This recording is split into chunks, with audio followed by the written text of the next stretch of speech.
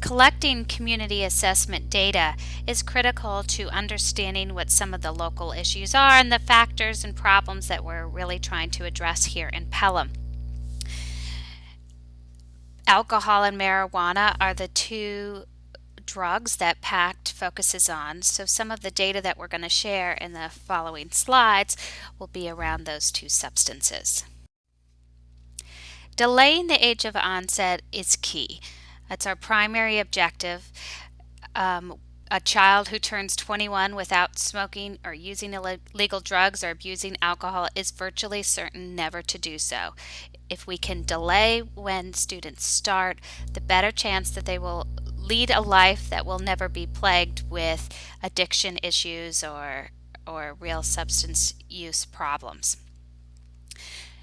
Young people who start drinking before the age of 15 are 5 times more likely to have alcohol-related problems later in life. 1 in 10 adults compared to 1 in 6 adolescents who try marijuana will become addicted to it. In Pelham, based on our youth survey, the average age students start experimenting with alcohol is 13 to 14, and between 14 and 15 for marijuana. Far too young. The Prevention Needs Assessment Survey is a tool that we use to survey our students. There's 119 questions, and it asks a range of things from what risks may exist in their lives or protections against problem behaviors and their use rates of a variety of different types of drugs.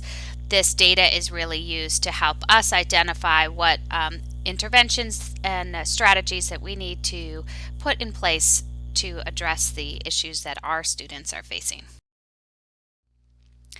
So we have used this same survey tool since 2009. We survey every other year all students in 8th, 10th, and 12th grade in the Pelham School District. Every year we have about the same number of students. We're starting to see some demographic changes over the years of the students completing the survey. Alcohol and marijuana are the two substances most prevalent here in Pelham. This slide shows Pelham's alcohol use rates, and for those students reporting not using alcohol within the past 30 days prior to the survey. The first 3 bars, the green, yellow, and orange, are all Pelham data. The blue bar is national data coming from Monitoring the Future.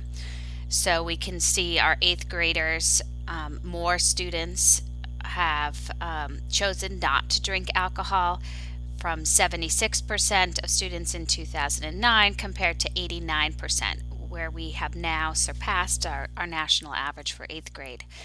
For our 10th grade students, we've gone from 48% in 2009 to 62% in 2013, but we're still below the national average of 73% of students choosing not to drink. Our 12th grade numbers have remained relatively flat over the years, with hopes that that will change going forward as students have received a higher dosage effect, the younger students, of PACT's work and our funding that has allowed us to increase our programming. So currently 31% of students in 2013 as 12th graders reported not drinking, which is half of the national average of 60%. Binge drinking. Similarly to the alcohol rates, 96% of our 8th graders are choosing not to binge drink, slightly higher than the national average. 80% of our 10th graders are choosing not to binge drink, which is very close to the national average of 85%. But our seniors, 45%, are choosing not to binge drink, which is almost half of the national peers. So we have a bit of work to do once they hit that senior year in high school. Marijuana use has remained the same in 8th grade. is dipped slightly in 10th grade, with 87% of students not using marijuana, which is above the national average.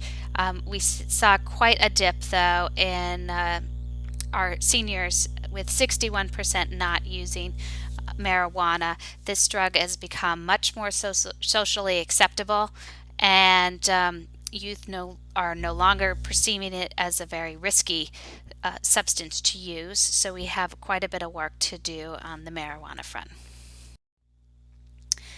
A little bit about availability of alcohol. Um, Once you hit high school, it's very easy to get.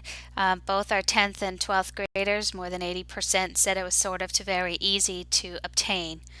In looking at where students drink, at a party is the most common place, with 83% of the students that reported drinking at parties. And they're getting it from a variety of sources. Someone else who's giving them money, from their homes without their parents' permission, or sometimes with their parents' permissions, from stores, family members. If you drank alcohol, where did you drink it? The most common place is in the home without parental permission. The second most common place is in an open area like a park, beach, or back road, or probably the woods here in Pelham, 45%, followed by public events at home with a parent's permission, or at someone else's home with their parents' permission. So parental attitudes and approval play a real factor in alcohol use rates. Availability of marijuana are, as you can see, as they get older, it's easier and easier to obtain, with 79% of our 12th grade students saying it's sort of to very easy to obtain marijuana. They can access it in and around Pelham. You can purchase it on the internet, and you can get it socially. It's now in multiple forms, so youth can smoke it. They're edibles. There's been pot brownies made, or you can get them shipped to you.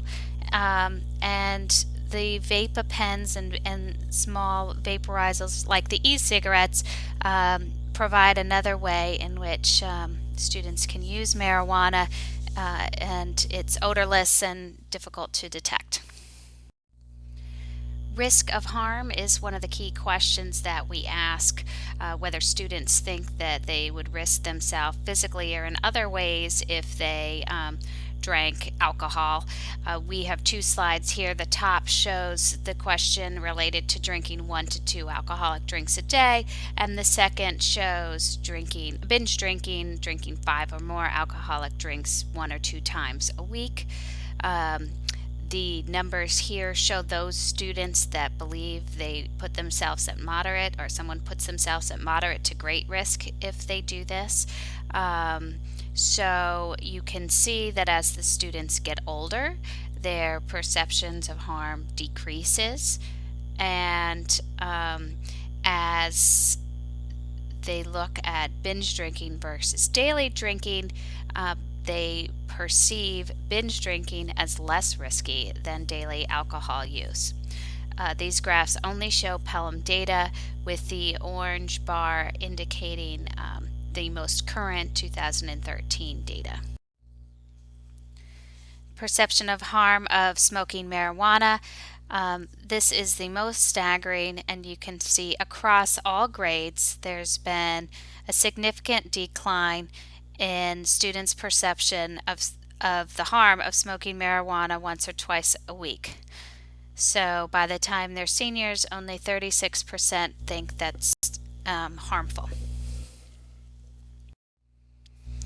Unfavorable attitudes towards underage drinking play a part. What their friends think, what their parents think, and how clear they are about their disapproval is important. The first graph shows how wrong do your friends feel it would be for you to drink 1 to 2 alcoholic drinks a day. As we can see over the years, the perception of peer disapproval has been increasing. One thing to note, the survey did change the question that was asked. 2009 and 11, it was more of a personal question of how wrong do you think it is for someone your age to drink alcohol. And in 2013, it was changed to how wrong do your friends feel it would be to have 1 to 2 alcoholic drinks in a day. But we can see, by the time they're 12th graders, 63% feel their peers would disapprove. Parental attitudes, how wrong do your parents feel it would be for you to drink 1 to 2 alcoholic drinks a day? In 8th grade, the numbers stay high that a large percentage believe their parents would disapprove of their use, but by the time their senior year in 2013, only 66% believe their parents would disapprove of their use. One thing to note, though, for our high school students, we are seeing improvements each year, incremental improvements of these numbers. Unfavorable attitudes towards youth marijuana use. The peer disapproval is plummeting, and like we saw with the question did change again, but unlike what happened in alcohol, in that the numbers shot up, that more students reporting disapproval for alcohol use, less students are reporting disapproval for marijuana use. So this is really demonstrating that the marijuana is becoming extremely socially acceptable for students to use, with only 37% of our 12th graders feeling their friends would think it was wrong if they smoked marijuana. Parental disapproval, though, is good and remains high pretty much for all the grades. That at least students feel that their parents would not approve of marijuana use. And finally, just a few things on the importance of parental attitudes. Parents really do play a critical role in how clear they are about expressing their disapproval, and talking to their children about the issues are really important.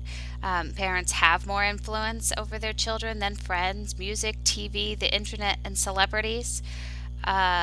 Research shows that youth who perceive that their parents disapprove of substance use, and who report that parents are involved in their day-to-day activities, are less likely than those who do not to use alcohol, tobacco, or illegal drugs. Kids who learn about the risk of drugs and alcohol from their parents are up to 50% less likely to use than those who do not. In Pelham, our students are reporting that only 62% of parents have talked to them about the dangers of underage drinking, and 59% have talked to them about the dangers of tobacco or drug abuse during the last 12 months. So PACT's Talk About a campaign really targets parents and encourages frequent and ongoing conversations about the dangers, because they've been shown to be so important.